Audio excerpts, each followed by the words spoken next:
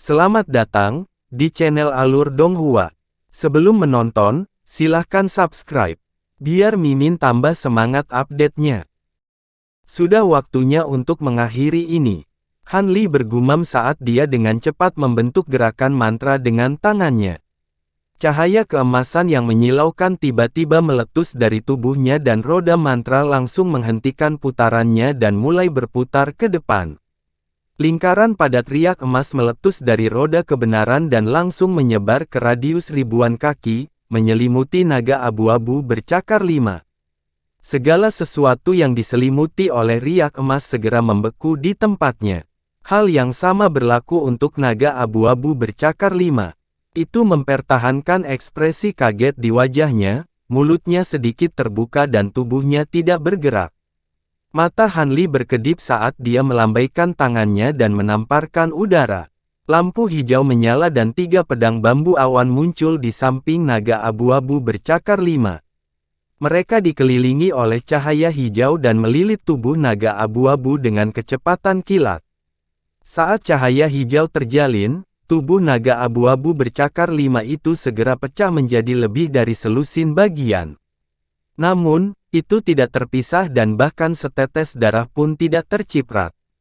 Pada saat yang sama, Time Crystal Thread muncul dan melintas di benak naga abu-abu bercakar 5. Sesaat kemudian, cahaya abu-abu menyala dan Time Crystal Thread terbang dengan naga abu-abu kecil terikat padanya. Ada juga pola perak di dahinya. Itu adalah Naschen Soul Cooling. Riak emas dipancarkan dari Time Crystal Thread dan menyelimuti Naschen Soul abu-abu, dengan kuat memenjarakannya. Han Li menghela nafas lega sebelum melambaikan tangannya ke udara. Domain roh emas berkelebat dan berubah menjadi hamparan besar cahaya keemasan. Itu mengalir kembali ke tubuhnya. Riak emas di sekitar Han Li juga berkedip sedikit dan semuanya terbang kembali ke roda kebenaran. Roda kebenaran berkedip 2 kali dan perlahan menghilang. Pada saat ini, Han Li tiba-tiba berteriak kaget. Dia menggerakkan pikirannya dan roda kebenaran berhenti menghilang dan memadat lagi. Itu terbang dari punggungnya dan mendarat di depannya. Dia melihat selusin pola dao pada roda kebenaran telah menjadi redup lagi. Mereka abu-abu dan suram, persis sama dengan pola dao sebelumnya. Ini adalah, sedikit keterkejutan muncul di mata Han Li. Dengan pikiran, gelombang indera ilahi memasuki kuali pemelihara jiwa dan memberi tahu sisa jiwa saya tentang situasinya. Tentu saja, Spirit Domain adalah Divine Art yang sangat kuat. Apakah menurutmu cukup menggunakannya hanya dengan mengkonsumsi energi spiritual abadi? Domain roh terutama menghabiskan kekuatan hukum waktu Anda. Itu normal untuk beberapa waktu pola dao padam, kata sisa jiwa. Han Li mengangguk ketika mendengar ini. Sekarang setelah dia memadatkan total 10 utas hukum waktu, tidak butuh waktu lama baginya untuk memulihkan selusin pola dao waktu ini. Ketika dia memikirkan hal ini, dia menghela nafas lega, dan kemudian dia melambaikan tangannya. 3 pedang bambu awan melintas dengan lampu hijau saat mereka terbang kembali dan berhenti di depannya. Dengan kilatan cahaya keemasan, benang hukum di dalamnya terbang keluar dan menyatu dengan tubuhnya. Cahaya keemasan yang memancar dari pedang hangat awan bambu segera menghilang, dan aura agung juga sangat melemah, kembali ke keadaan semula. Melihat ini, hati Han Li tergerak. Energi spiritual yang terkandung dalam pedang hangat awan bambu sangat kuat. Dia untuk sementara menyatukan benang kristal waktu, yang memberi mereka jejak hukum waktu, dan kekuatan mereka segera meningkat pesat. Jika pedang ini mengandung hukum yang cocok di masa depan, tidak diketahui seberapa kuat nantinya. Ketika dia memikirkan hal ini, hatinya langsung terbakar oleh gairah. Han Li menarik napas dalam-dalam dan menenangkan emosinya. Dengan lambaian lengan bajunya, ketiga pedang hijau besar itu dengan cepat menyusut dan terbang ke lengan bajunya. Dalam pertempuran ini, meskipun domain roh waktunya telah menunjukkan kekuatannya yang luar biasa, dan dengan bantuan roda harta karun kebenaran, tidak perlu banyak usaha untuk membunuh Kuling. Namun, mempertahankan domain roh menghabiskan banyak energi spiritual abadi, dan mengaktifkan pedang hangat awan bambu juga menghabiskan banyak energi spiritual abadi. Di bawah kombinasi keduanya, meskipun dia telah maju ke tahap pertengahan Dewa Emas, dia masih merasa sedikit kewalahan. Pada saat ini, wajahnya agak pucat. Dari pengamatannya saat ini, keuntungan dari domain roh adalah mencakup area yang luas, tetapi kekuatannya relatif terbatas.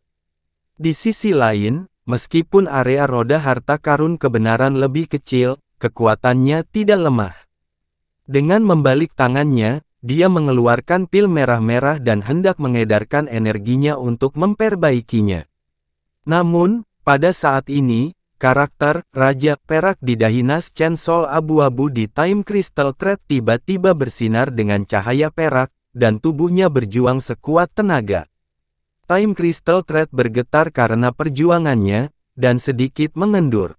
Nas Chen Sol abu-abu menggunakan semacam kemampuan yang bahkan kekuatan hukum waktu tidak dapat mempengaruhinya. Masih ingin melarikan diri. Wajah Han Li menjadi gelap, dan dia menunjuk dengan satu jari. Time Crystal Thread segera bersinar dengan cahaya yang lebih terang, dan itu menjerat Nas Chen Sol abu-abu lagi. Nas Chen Sol abu-abu tiba-tiba mengeluarkan teriakan yang menusuk telinga, dan tubuhnya tiba-tiba membesar 4 atau 5 kali.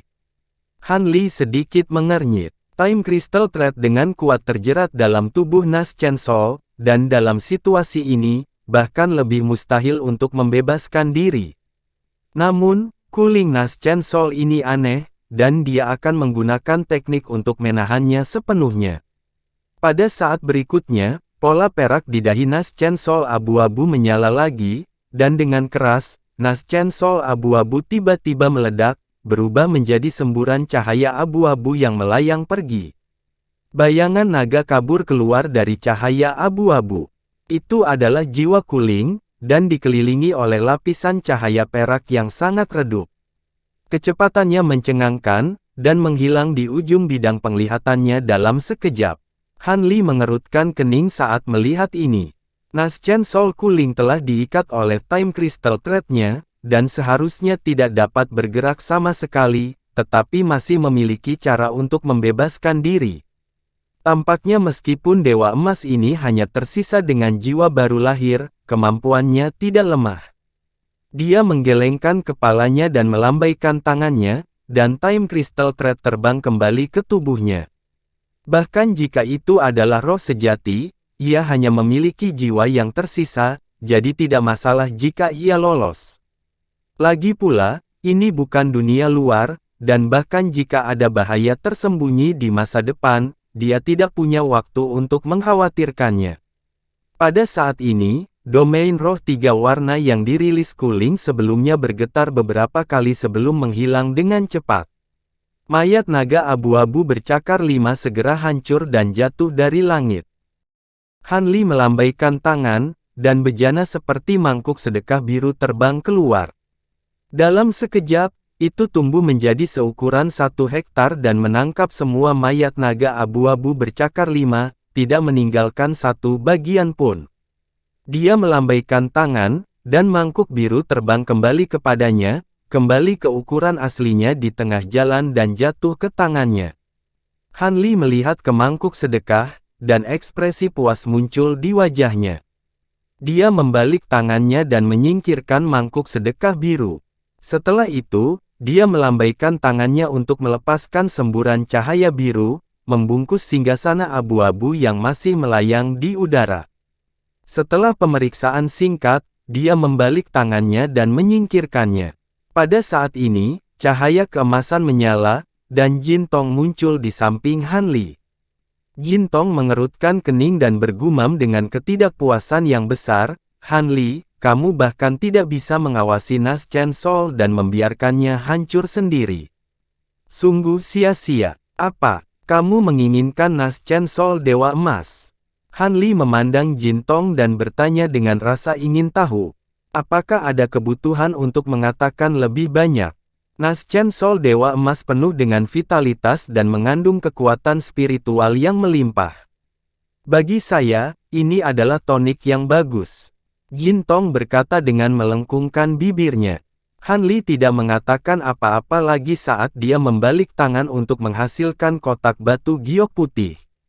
Dia melepas tutup kotak untuk mengungkapkan dua nas Chen Souls, satu hitam dan satu putih. Mereka tidak lain adalah piton putih raksasa dan ikan hitam yang baru saja dia bunuh. Jin Tong ingin mengatakan sesuatu, tapi matanya berbinar saat melihat ini dan dia langsung menatap kedua nas Chen Souls. Awalnya aku berencana menggunakan kedua nas Chen Souls ini untuk hal lain. Karena kamu membantuku membunuh Kuling, aku akan memberikannya kepadamu untuk memulihkan kekuatanmu, kata Han Li sambil menyerahkan kotak batu giok. Kamu punya hati nurani. Karena kamu begitu tulus, aku akan menerimanya dengan enggan. Jin Tong tidak ingin bersikap sopan dengan Han Li. Dia tersenyum dan meraih kotak batu giok itu. Dia mengambil napas dalam-dalam dan membuka mulutnya. Cahaya keemasan ditembakkan dan melilit kedua nas Chen Souls. Dia mengisapnya ke dalam mulutnya dan mengunyahnya. Wajah bulat Jin Tong menunjukkan ekspresi kepuasan dan kebahagiaan. Dua nas Chen Souls dari binatang iblis tahap dewa emas seperti makanan lezat di mulut wanita ini. Ini membuat Han Li tidak bisa berkata apa-apa, tetapi tatapan penuh perhatian melintas di kedalaman matanya. Pada saat ini, aliran cahaya keemasan muncul di tubuh Jin Tong, berkedip seperti riak air, dan akhirnya berkumpul di lengannya. Lengannya yang awalnya tembus cahaya dengan cepat mengeras. Setelah beberapa tarikan napas, Jin Tong tiba-tiba mengangkat kepalanya dan menelan benda itu di mulutnya.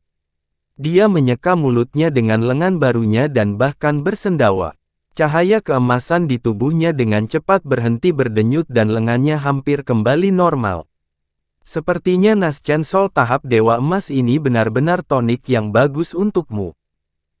Saya tidak berharap Anda terlihat seperti ini setelah bertahun-tahun. Han Li mengangguk saat berkata, Apa ini tidak baik untukku?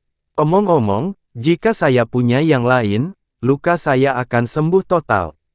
Ini semua salahmu. Kalau tidak, saya akan memiliki 3 nas Chen Souls. Jin Tong mengangkat alisnya dan memelototi Han Li. Apa yang terburu-buru? Ada begitu banyak dewa emas di kediaman abadi sekarang. Bahkan jika aku tidak pergi mencari mereka, aku khawatir seseorang akan datang mencariku, kata Han Li acuh tak acuh sambil melihat ke arah tertentu. Apakah ada lagi? Itu bagus. Dengan saya dan domain roh Anda, saya yakin mereka tidak akan bisa kembali. Jin Tong terkekeh dan meregangkan tubuhnya, memperlihatkan deretan gigi seputih salju saat dia berbicara dengan gaya pamer. Mari kita tidak membicarakan hal ini untuk saat ini. Jin Tong, ada sesuatu yang ingin saya tanyakan terlebih dahulu. Han Li menatap Jin Tong dan tiba-tiba bertanya dengan ekspresi serius. Jin Tong sedikit terkejut dengan pertanyaan tiba-tiba Han Li dan menjawab dengan gugup, "Oh, ada apa?" Ketika saya naik ke dunia abadi, saya menghadapi musuh yang kuat dan dijatuhkan ke alam bawah. Karena hukum musuh, saya kehilangan banyak ingatan saya. Apakah Anda masih ingat bagaimana kami menghabiskan waktu kami di dunia abadi sebelum kami menghadapi musuh yang kuat? Han Li bertanya dengan suara yang dalam.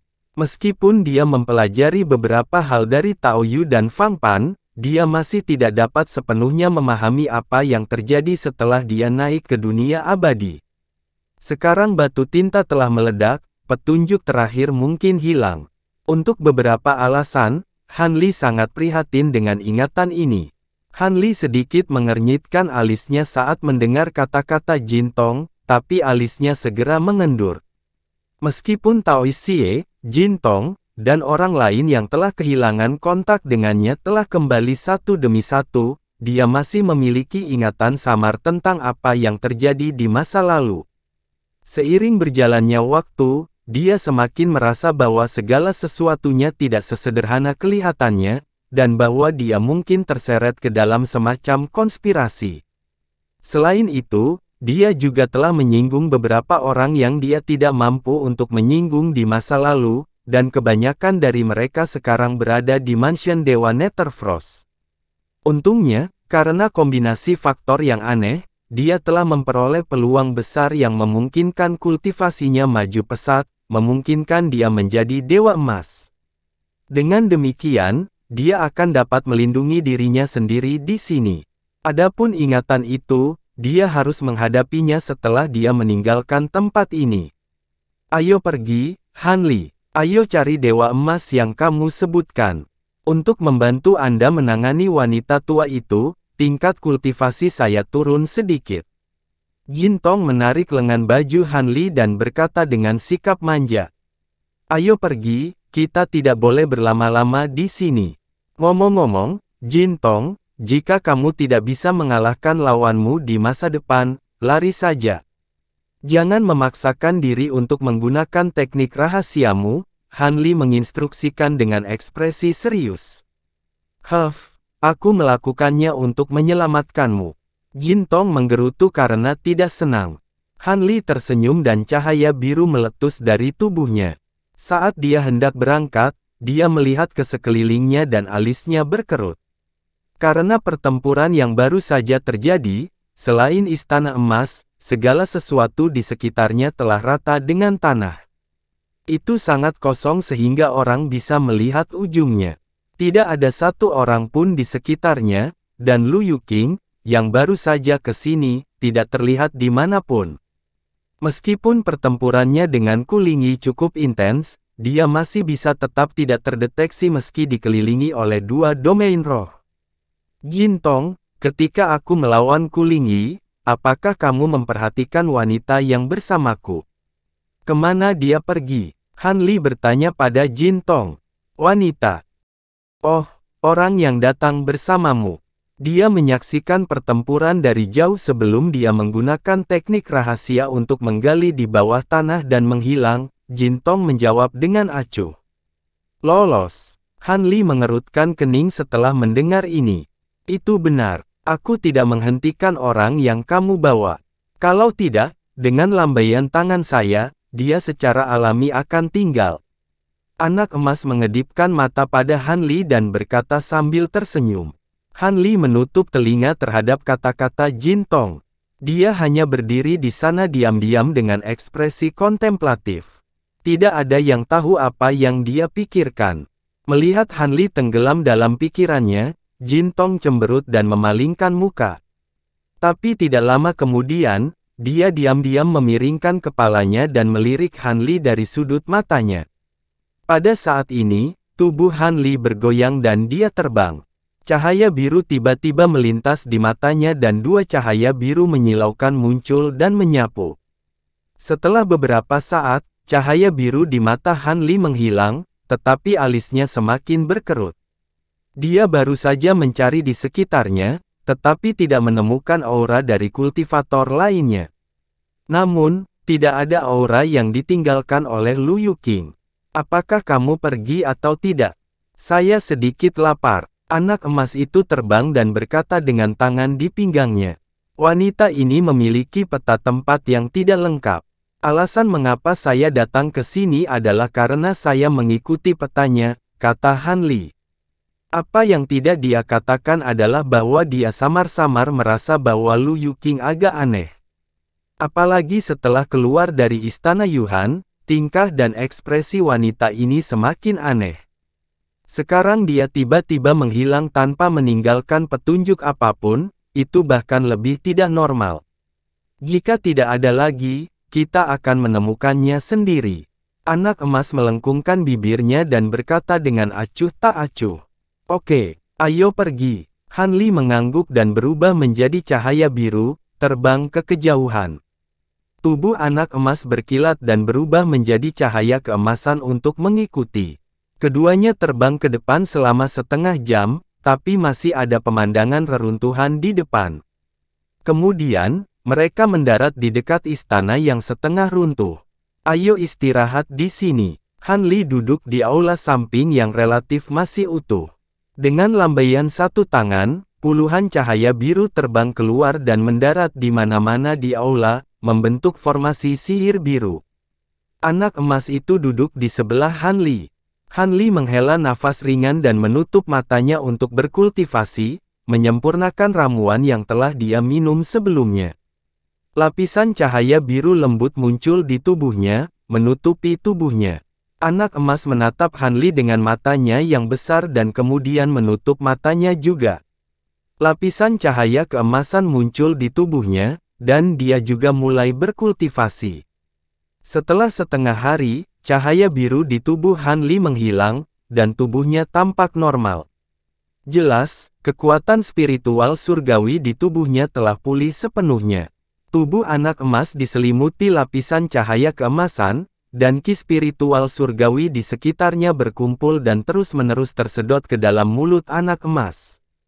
Han Li menatap anak emas itu, lalu dengan cepat mengalihkan pandangannya dan melambai dengan satu tangan.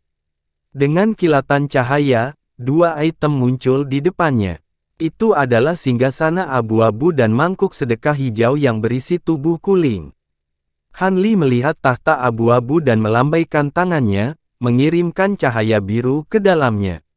Lapisan cahaya abu-abu segera muncul di singgasana abu-abu, tetapi tidak terlalu terang.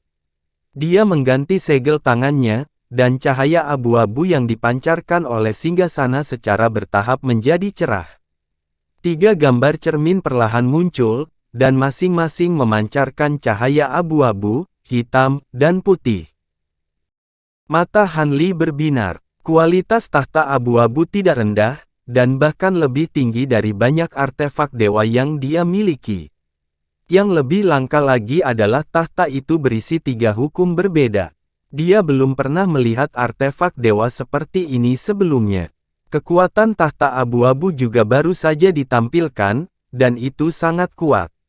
Sayangnya, harta karun ini adalah artefak dewa terikat kuling, dan itu berisi jejak spiritual yang sangat berat yang tidak dapat dihilangkan. Bahkan jika dia berhasil memperbaikinya, dia hanya bisa menggunakan 60% dari kekuatannya. Han Li menghela nafas ke dalam, dan dia melambaikan tangannya untuk menjaga tahta abu-abu. Dia melihat mangkuk sedekah hijau.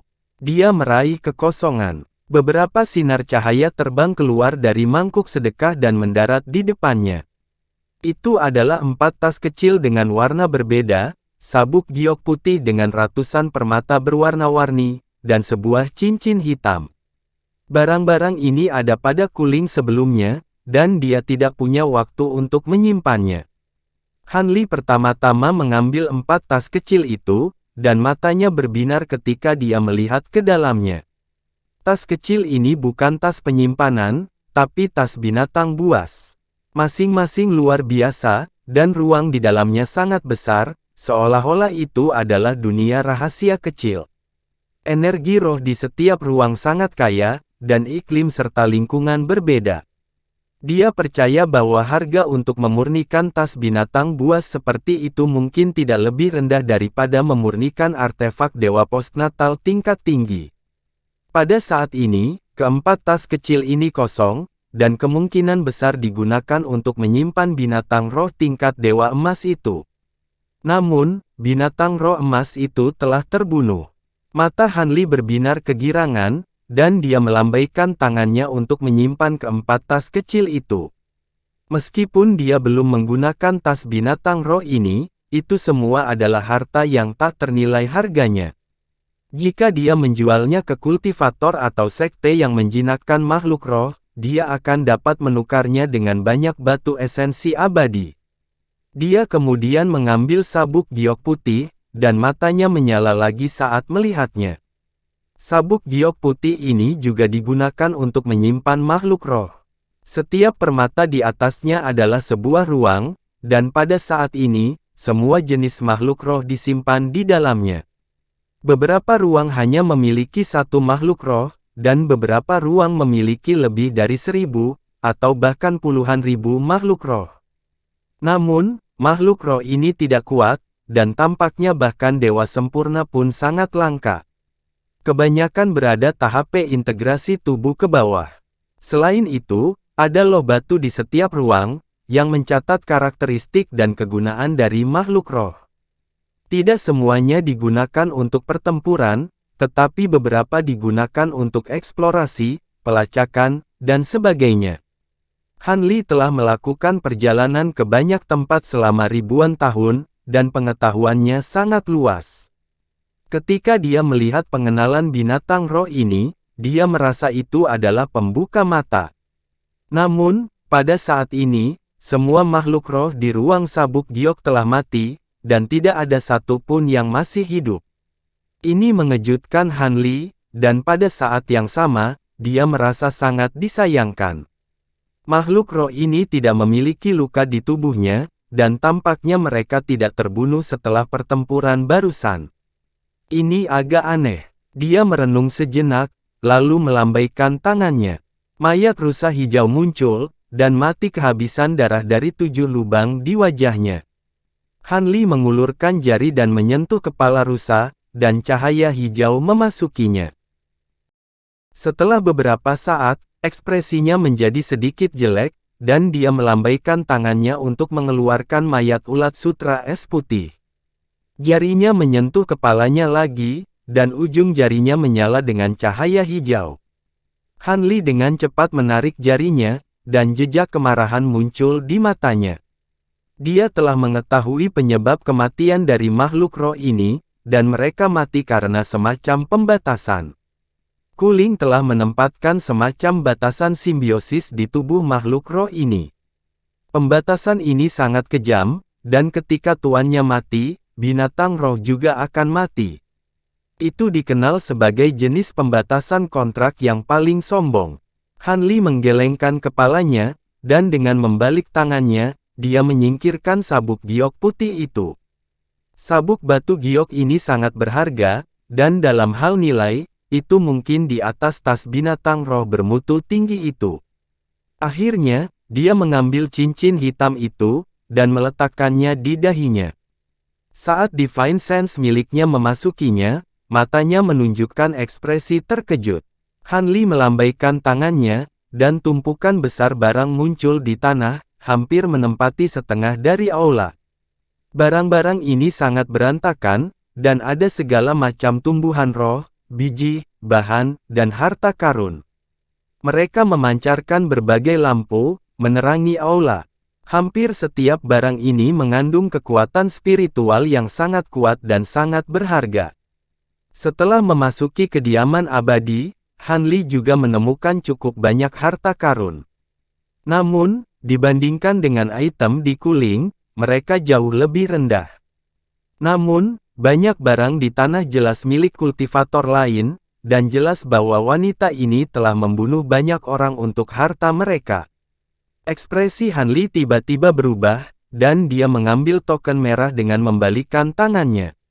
Ada burung vermilion merah terukir di atasnya, yang merupakan simbol dari sekte api sejati. Dia menyapu pandangannya dan melihat ada 7 token seperti itu di sini. Sepertinya orang-orang dari sekte api sejati telah menemui Kuling dan semuanya dibunuh olehnya. Han Li menggelengkan kepalanya dan mendesah pelan. Dia tidak memiliki kesan yang baik tentang orang-orang dari sekte api sejati, tetapi dia tidak bisa menahan nafas ketika teman-temannya menemui kemalangan. Dengan lambaian tangannya, Han Li melemparkan barang-barang milik orang-orang dari sekte api sejati ke tanah dan terus memeriksa barang-barang di tanah.